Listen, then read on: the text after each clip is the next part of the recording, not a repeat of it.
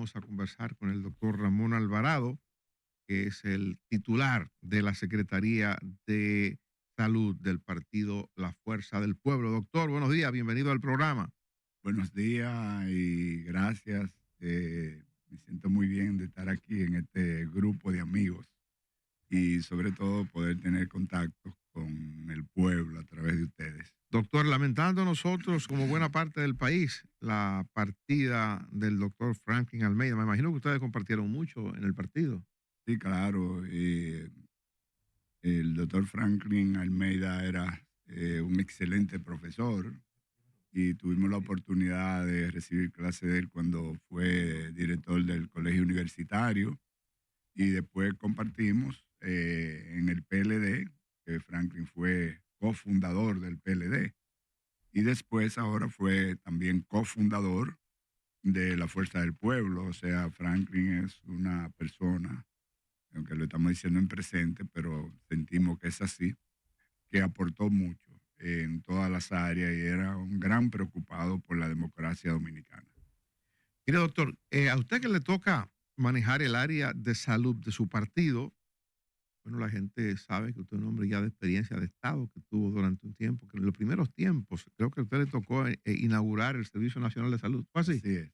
Le quiero preguntar sobre cómo siente usted que marcha la salud, cómo es la respuesta que está dando el gobierno, el Estado, a los ciudadanos a partir del esquema de salud que tenemos hoy vigente.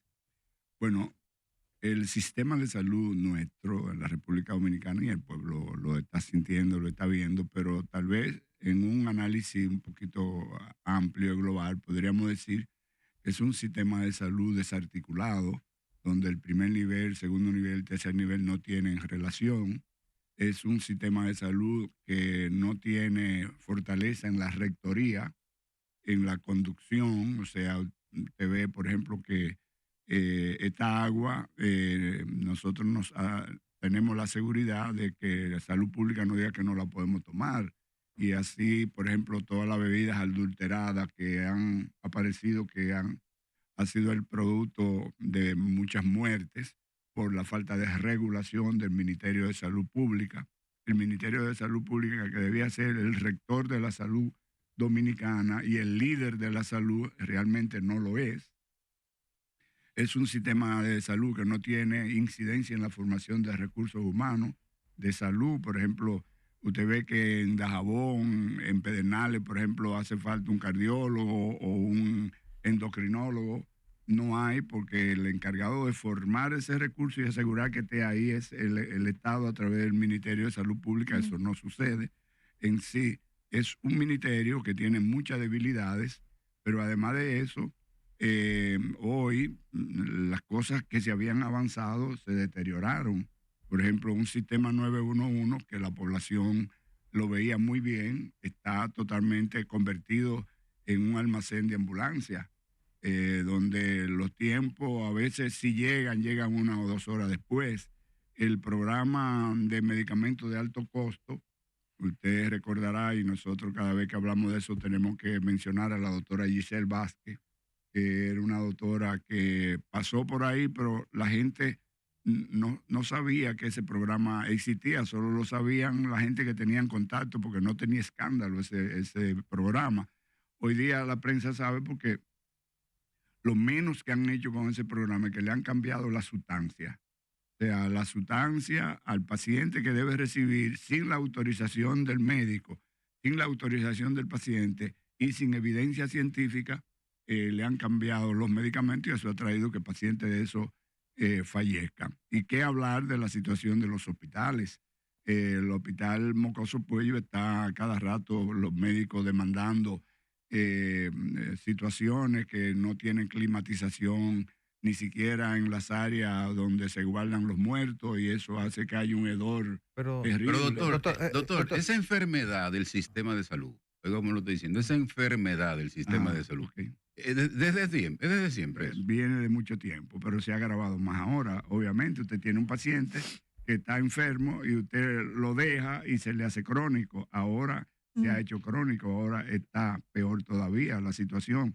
Usted tiene hospitales, por ejemplo, como el Darío Contreras, que los médicos dicen que tienen miedo de estar en el hospital porque no tienen ni siquiera seguridad para resumir en todo lo que no hay en ese hospital. O sea, el sistema de salud de nuestro país anda mal.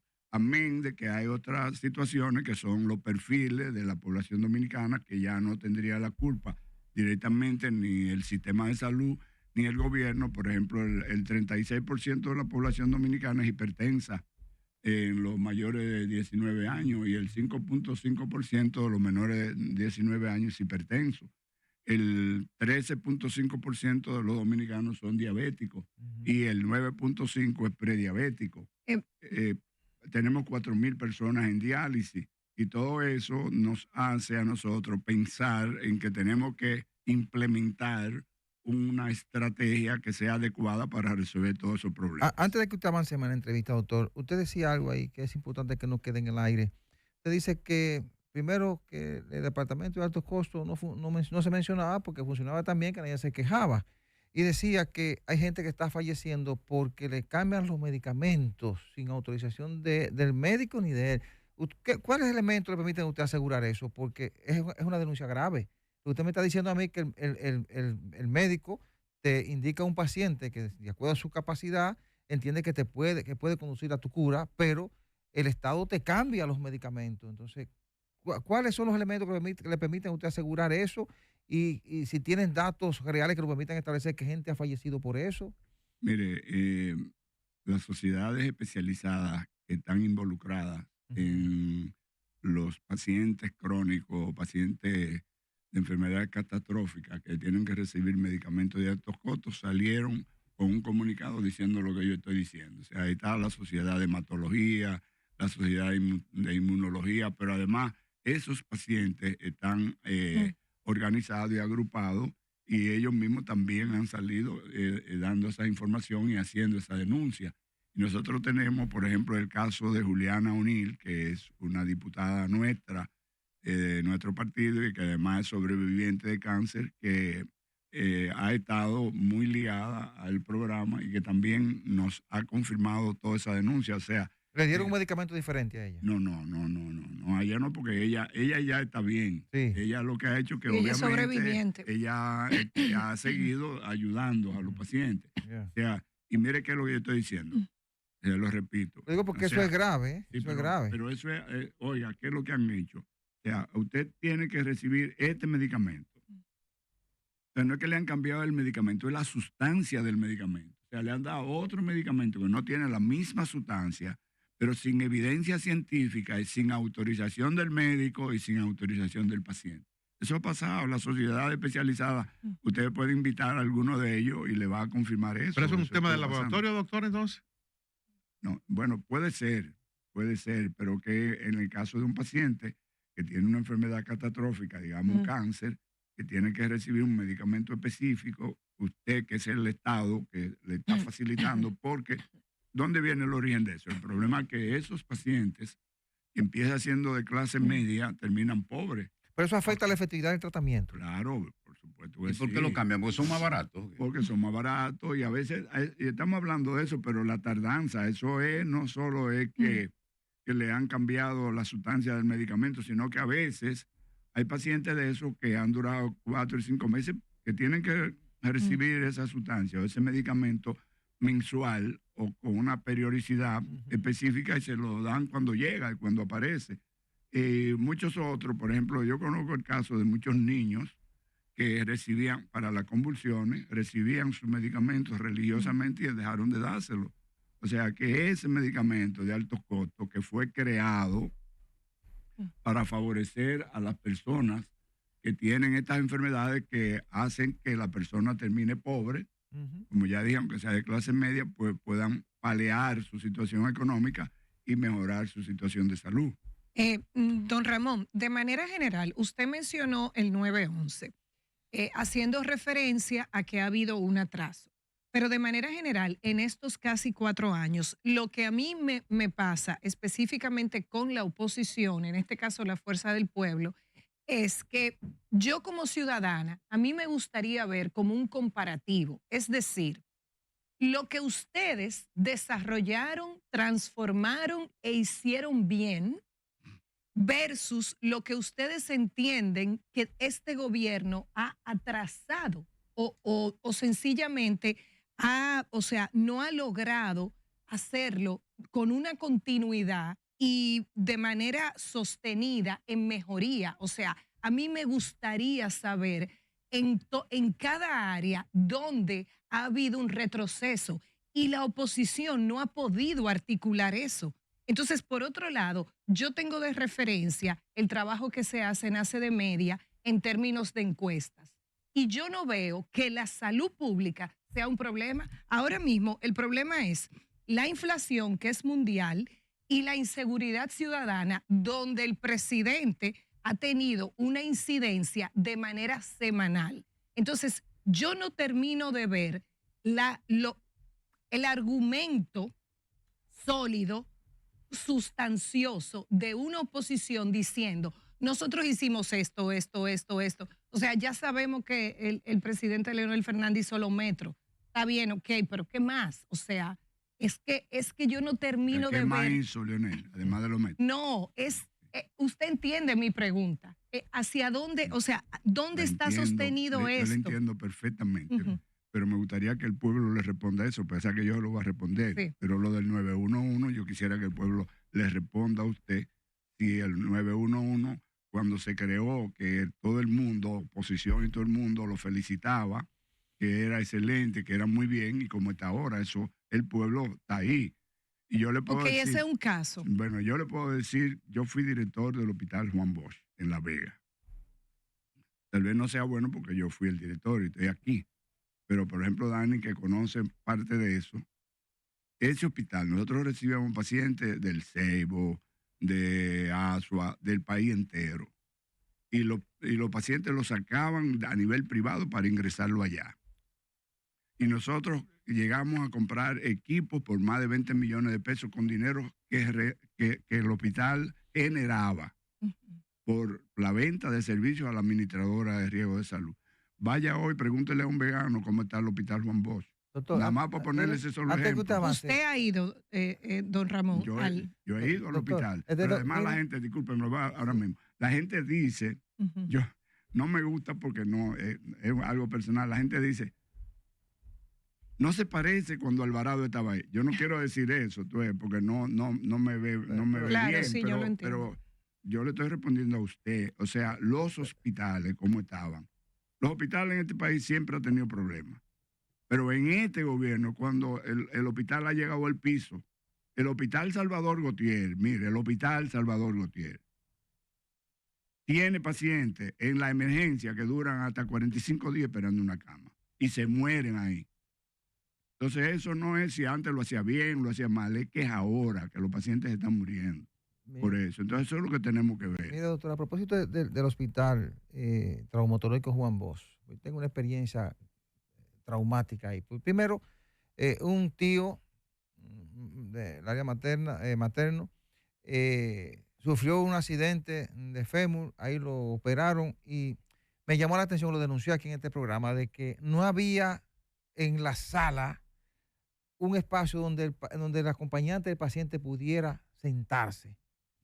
Eso es desde siempre. Cuando usted dirigía al hospital, ahí había un área donde el paciente pudiera estar acompañado, donde el familiar del paciente pudiera acompañarlo y por lo menos sentarse o recostarse para dormir un rato en una de la madrugada. Eso por un lado. Y lo otro, doctor, en términos generales, la reforma que separó, que le quitó parte de la responsabilidad de la salud pública y la puso en manos del Servicio Nacional de Salud, ¿fue más beneficiosa o afectó realmente la operatividad del sistema? Bueno. Dejándole al Sistema Nacional de Salud la responsabilidad de los hospitales y a Salud Pública la responsabilidad de la política de salud del país. Ok. Le voy a responder sus dos preguntas. Me gustaría expresar un deseo y es que me gustaría poder hablar de las cosas que nosotros vamos a hacer y que proponemos hacer. Sí, pero antes de eso, para yo le aprovechar voy a que usted fue responder, director del Hospital de La Vega. Yo le voy a responder a eso. Mire, el Hospital Juan Bosch, un hospital que ganó 4 medallas de oro a la calidad y una medalla de plata internacional. la gente era la que decía cómo estaba el hospital. Nosotros hacíamos encuestas externas y encuestas internas. Y esas encuestas, las externas revelaban un 96% de satisfacción al usuario y las internas un 84, 85% de satisfacción de los usuarios internos, o sea, de los que trabajaban en el hospital. O sea, allá se le ponía el mejor medicamento al paciente, no importa el costo, y además se usaban los equipos para que el paciente pudiera salir de manera adecuada. Cuando eso un día en una unidad de cuidado intensivo costaba 50,000 pesos un solo día, nosotros teníamos motoristas que tenían trauma craneal severo que duraban 2 meses en la unidad de cuidado intensivo. La cuenta le hacía 700,000 pesos, no pagaban ni un centavo, no tenían seguro, se exoneraba. Teníamos comodidad para que los pacientes que tenían que tener un familiar cuidándolo, pudieran cuidarlo, o sea, el hospital estaba climatizado entero y tenía todas las comodidades. Te lo digo porque mis familiares dormían en el piso. En una sillita plástica. No, en una silla plástica y en el piso, para atendiendo a su papá. Ojalá, si el programa Mire, fuera Alvarado, interactivo, pudieran llamar de La Vega y le dijeran, porque como dije, no es bonito Claro. que sea yo que lo diga. Alvarado, ¿cuál es la posición Discúlpeme que él hizo otra pregunta para que no se me quede en el aire. Mire, en realidad, todo lo que yo dije del sistema de salud, que no es el rector, que es débil, que no crea estadística confiable, eso es cierto. Ahora, el Ministerio de Salud Pública, el ministerio no puede ser el que regule y que él mismo se supervise. Entonces, por eso, la separación de funciones, que fue mediante la ley 123-15, creando el Servicio Nacional de Salud, fue buena. Naturalmente, eso todavía no ha dado los frutos que tiene que dar, porque lo primero es que tiene que haber articulación. Yo dije que el primer nivel, el segundo nivel, el tercer nivel están desarticulados. Lo primero es para que el Servicio Nacional de Salud tenga un sistema de referencia y retorno que debe existir en todos los sistemas de salud que se manejan adecuados. Tiene que haber un primer nivel con capacidad resolutiva, tiene que tener un segundo nivel con capacidad resolutiva y un tercer nivel con capacidad resolutiva. Eso no existe todavía. Entonces, hasta que no pase eso, el Servicio Nacional de Salud no puede dar los frutos que debe dar. Ahora, ¿quién habilita el Servicio Nacional de Salud? El Ministerio de Salud Pública, que tiene que habilitarlo, es decir, usted está apto para dar servicio y lo tiene que supervisar. Por eso la separación de funciones es buena y debe dar los resultados que esperamos que debe dar. La posición de la Secretaría de Salud de Fuerza del Pueblo con estas demandas que la Suprema Corte de Justicia ha sentenciado a varios centros hospitalarios de aquí del área del Distrito Nacional. Mire, yo me siento bien en esta mesa porque estoy en un grupo de personas de una alta capacidad y pienso que la salud es una actividad que amerita, además de ser un derecho fundamental de la población, pero amerita un gran respeto y amerita una gran dedicación. Entonces yo creo que jueces, fiscales, periodistas, deberíamos como intervenir más en lo que son los procesos de salud. O sea, para un juez dictar una sentencia, tal vez, yo no estoy diciendo que no lo sepa, pero el órgano más grande que tiene el organismo es la piel y es el principal órgano de protección. Cuando usted tiene un accidente en la calle, lo primero que se le abre es la piel. ¿Qué hay en la calle? Microorganismos, bacterias, se le meten por ahí. Entonces, los pacientes que llegan a los hospitales de trauma son potencialmente contaminados porque llegan de ahí. Entonces, hay que saber eso para después coger un hospital de trauma y hacer una sentencia por un paciente que le hicieron una amputación. No conozco los detalles así, pero hay que tener mucho cuidado. Claro. Porque el paciente tiene derecho a reclamar y el paciente tiene derecho a recibir un servicio de calidad. Pero los hospitales, todos los hospitales del mundo tienen infecciones nosocomiales, que son infecciones intrahospitalarias. Y los estándares dicen que los hospitales pueden llegar hasta un 5% de infecciones nosocomiales. O sea, se le permite tener hasta un 5% de infecciones intrahospitalarias. Ahora, doctor, antes de que se nos vaya el tiempo, que ya estamos en la parte final, díganos qué va a ocurrir si Leonel Fernández se convierte en presidente en materia de salud. Bueno, mire,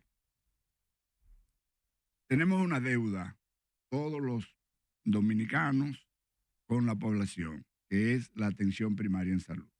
O sea, nosotros nos proponemos implementar en todo el territorio nacional la atención primaria en salud, con un equipo, o sea, y aclaro, no es lo mismo el primer nivel, porque el primer nivel es a donde funciona el equipo de salud, con un equipo de salud que tenga un médico de familia y comunitario que trabaje de 7 a 12, uno de 12 a 7 y otro los fines de semana. Pagarle bien y darle incentivo por indicadores logrados.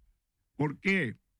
Porque si usted es hipertenso, y ojalá que no lo sea, y usted va a las 3 de la tarde a una unidad de atención primaria, hoy está cerrada, a las 3 o a las 4, y los sábados y los domingos está cerrada. Pero usted es hipertenso, le dolía la cabeza, y usted llegó allí, no encontró a nadie, se volvió para su casa, se tomó un calmante y en la noche usted hizo una crisis hipertensiva y hizo un accidente cerebrovascular, o sea, un derrame cerebral como lo conoce la población.